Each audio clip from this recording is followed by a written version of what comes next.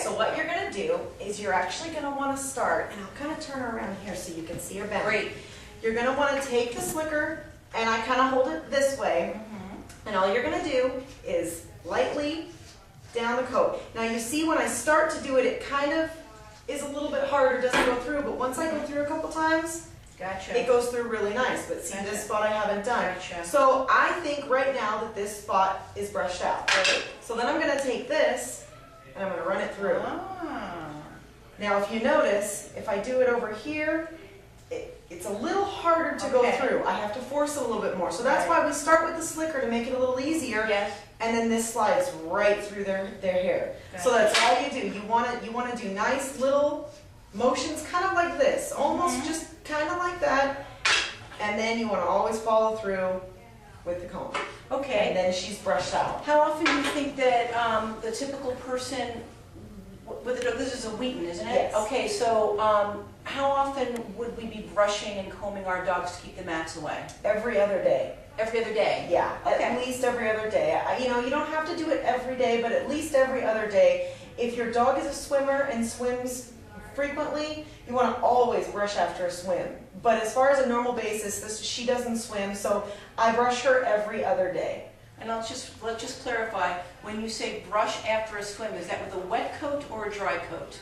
That's with a dry coat. Dry coat. Yep. So first we dry, then we comb. Sure. Comb out with the slicker, and then with the comb. Yeah, you always want to brush a dry coat. Gotcha. It really doesn't help the coat at all to brush it when it's wet. Right. And I imagine that she wasn't struggling because she's in pretty good shape coat-wise. So Sure. if you keep your dog in good shape, it's probably going to not mind the extra attention and bonding that they get from being brushed and combed by you. Right. Okay, I have a different question. Yes. My dog sometimes gets these little clumps behind the ears, and I'm imagining that's a mat. Yeah. Can I take a scissor and just chop it out, just cut it out? I know it won't look good, but is that okay? Because I don't want to hurt her. Yeah, you know what? I would always advise no.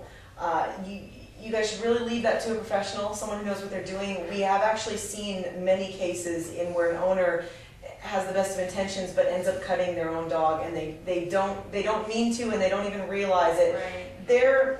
Their skin, you may be thinking that you're pulling out, they're so tight on the skin, you may think you're pulling up a mat and that you're only scissoring a mat, and you end up scissoring skin. Okay, so unless you want your dog to be renamed Van Gogh, it's probably, if you have a bad enough mat there or anywhere, advice is? Take them in and let somebody who knows what they're doing take care of it. A professional groomer. Yeah. Excellent. Well, you've got to admit that when it comes to mats, this woman knows where it's at.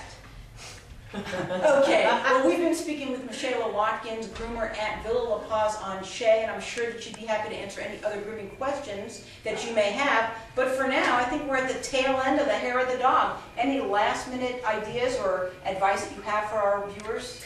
Just frequent brushing and get them in to the professionals for grooming, and you know what? You will have a happy, happy dog with no mats. And you'll be proud to be walking them down the street. Absolutely. Well, you've been watching Hair of the Dog on VLP TV. That's Villa La Paz Cage-Free Pet Resort and Spa. I'm the top dog, Eileen Proctor, and we'll see you next time.